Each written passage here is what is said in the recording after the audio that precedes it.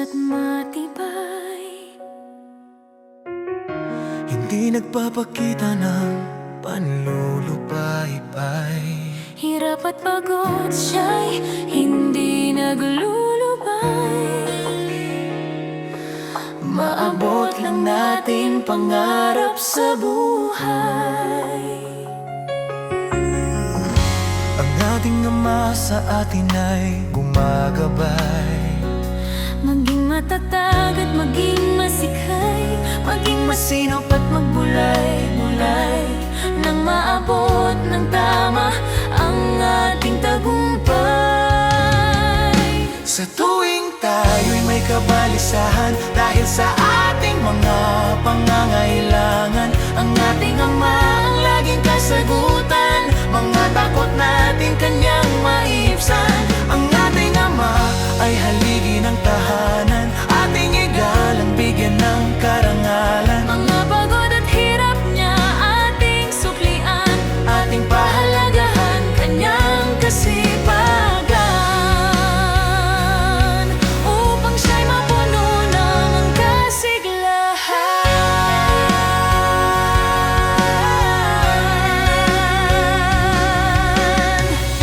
Ang ating Ama hindi kasusukuan, laging handang ikaw ay protektahan. kahit ano pang panahon at oras. Basta pagmamahal niya maipamalas. Ang ating Ama, loob ay matigas. Damdamin niya, ayaw niyang ibulalas. Pagkat tatag ang kanyang larawan, Gusto niyang ating tularan at lagaran.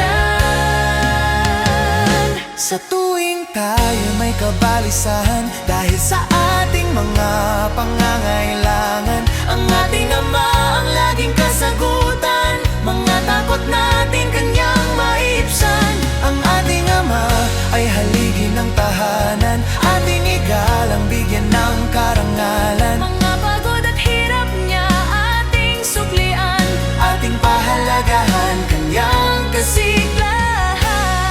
kasiglahan. Ating Ama ay siya nating kasangga, Sa katagumpayan man o pagluha, pag-ibig sa kanya, huwag nating iwala. Ng puso niya sa atin ay hindi manghina. Sa tuwing tayo may kabalisahan, dahil sa ating mga pangangailangan, ang ating Ama ang laging kasagutan. mga takot natin kanyang maibsan. Ang ating Ama ay haligi ng tahanan, ating igalang bigyan ng karangalan. Mga pagod at hirap niya ating suklian, Ating pahalagahan kanyang kasiglahan.